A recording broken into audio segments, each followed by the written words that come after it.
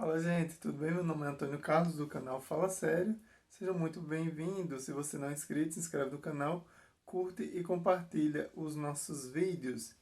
Nós aqui que estamos trabalhando para ajudar que a nossa democracia não morra, também para denunciar alguns desmandos, infelizmente, promovidos pelo governo Bolsonaro. De todas as notícias que repercutiram essa semana, a mais séria, no meu ponto de vista, foi as intenções que Bolsonaro, na verdade, que o Bolsonaro teve em fechar o STF. Vocês lembram que ele participava das manifestações, estava sempre lá naquelas manifestações antidemocráticas, ia lá na frente do palácio e se confraternizava, abraçava e saudava as pessoas que estavam naquelas manifestações. Um dos ministros do Supremo Tribunal Federal consultou a PGR sobre recolher o celular do presidente e seu filho, Carlos Bolsonaro.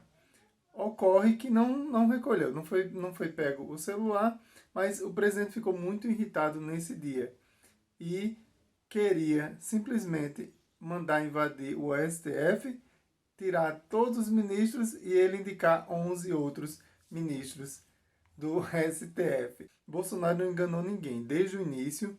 Inclusive, quando eu falo dessa coisa da militarização dos ministérios e do próprio governo, isso para mim não é à toa. Para mim não é à toa. Ele quer, na verdade, ele quer ter o apoio dos militares, não à toa que ele sempre, na medida do possível, quer melhorar, ampliar os benefícios militares. Por quê? Porque ele quer ter apoio dos militares para um possível intento desse, né? Estavam no dia com ele os ministros Walter Braga Neto, da Casa Civil, Luiz Eduardo Ramos, da Secretaria de Governo, Augusto Heleno, do Gabinete de Segurança Institucional, que inclusive a Augusto Heleno falou no momento, segundo as informações divulgadas, pela reportagem da jornalista Mônica Gugliano. Ele tinha falado que não era o momento para isso, apesar de Luiz Eduardo Ramos ter apoiado na ocasião o presidente. Então percebam o risco que a nossa democracia corre. Me digam quando foi, depois do estabelecimento da democracia, que tivemos uma proximidade tão grande de rompimento com os poderes democráticos. É perigoso. A gente sempre fala aqui que, infelizmente, Bolsonaro não engana ninguém. Engana quem quer ser enganado. Mas ele não tem esse viés, não tem essa intenção democrática. Vocês percebem que nos últimos dias ele tem, nos últimos, acho que mais de um mês, um pouco, ele está mais comportadinho, está falando menos besteira. O cercadinho se desmobilizou, né? O cercadinho pessoal praticamente não vai lá e nem também ele tem dado atenção. Isso tem tudo relação com o que a gente falou em outros vídeos, combate à rede de fake news, combate ao gabinete do ódio, as investigações têm avançado, mas também tem outras questões que surgiram inclusive nessa semana. Uma delas, cheques de Fabrício Queiroz para sua excelentíssima esposa Michele Bolsonaro.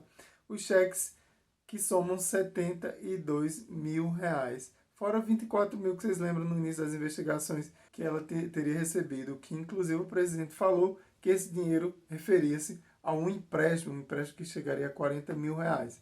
Veja bem, a questão da rachadinha, ela só se amplia, aumenta a complicação e envolvimento da família Bolsonaro. Mas gostaria de também falar de outras questões dessa semana que tem tudo relação com essa escolha do... Pense num votinho errado, meu Deus, um votinho que tem atrapalhado o Brasil e muito.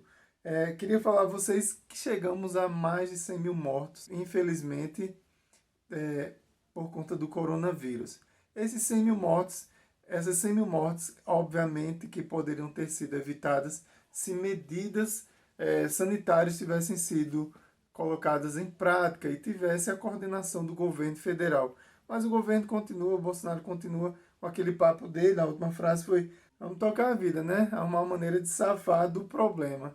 Veja bem, o governo federal, o presidente, ele tem um papel fundamental na coordenação e articulação das políticas públicas, principalmente quando a gente se refere à saúde. Tem diversas frases do presidente ignorando a gravidade da pandemia, E aí, sem falar dos maus exemplos do próprio presidente que estimulou as pessoas a minimizarem o problema da pandemia. Batemos hoje, 8 de agosto, mais de 100 mil mortes, mais de 3 milhões de contaminados por coronavírus. São famílias, imagine 100 mil pessoas. Aqui a cidade ela tem pouco mais de 300 mil habitantes. Imaginem que é um terço da minha cidade que morreu por conta do coronavírus. E mais um problema, todos os dias morrem a média de 1.000 pessoas no Brasil. E a gente normalizou tudo isso. Normalizou-se, não se testou como deveria testar.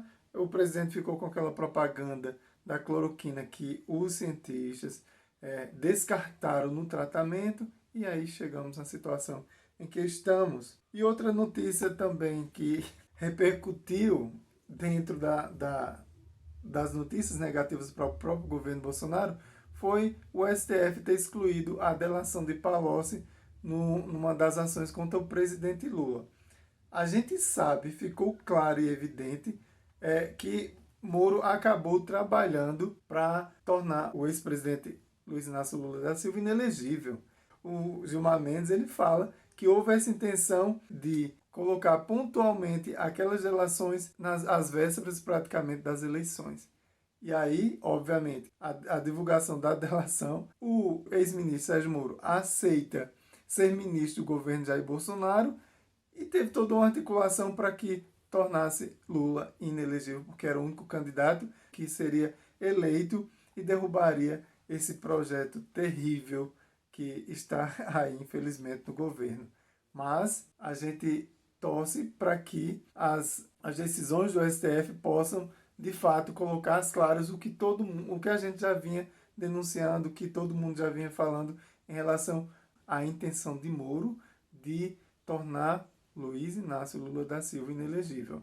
Dentro das notícias negativas do governo, ainda temos a suspensão das operações de combate ao garimpo. Essa operação estava ocorrendo no Pará. E não é novidade para a gente não se surpreende, a gente fica irritado e lamenta, mas não se surpreende. O ministro Salles foi lá e teve aquele encontro lá com alguns índios, mas a gente vê que há uma intenção clara de destruição da Amazônia. Por quê? Há as queimadas, depois das queimadas, o desmatamento com as queimadas, obviamente, depois vem os grileiros e tomam conta das áreas, e ainda há, para coroar tudo isso, a intenção do governo em regularizar, que eles chamam da regularização fundiária dessas áreas. Perceba o quanto a nossa Amazônia está em perigo, percebam o quanto todo o Brasil acaba se colocando em perigo, porque vocês imaginam a importância que a Amazônia tem para as chuvas na região sudeste, na região centro-oeste, e para o clima, na contribuição do clima do planeta. A gente sabe que é muito mais importante a Amazônia de pé, a gente sabe que é muito mais importante a preservação dessa Amazônia, mas a gente tem um governo que, infelizmente, a política é de destruição. É o governo que está a favor, infelizmente, de quem desmata. Está a favor de quem desmata. A Embrapa ela desenvolve projetos importantíssimos no desenvolvimento de técnicas de produção sem desmatar 1 hectare a mais, sem desmatar 1 metro a mais. Vocês podem pesquisar aí no site da Embrapa que vocês vão ver esses estudos. Então não há necessidade de desmatarmos mais. E os índios, a gente viu aquele grupo de índios lá, eu estava comentando essa semana, que é como aquela troca de ferramentas, né?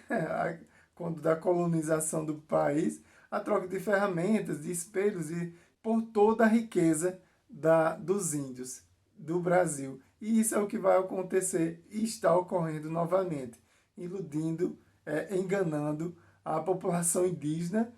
Para quê? Para que quem de fato tem dinheiro, que é quem de fato desmata a Amazônia, possa se enriquecer ainda mais. E o mundo todo perde. Mas quem pode, por exemplo, quem é rico, que pode ter intenção de morar em bunkers se o planeta se tornar inabitável, quem pode bancar viagens para o espaço futuramente, não está preocupado de fato com a Amazônia, está preocupado em aumentar cada vez mais sua riqueza.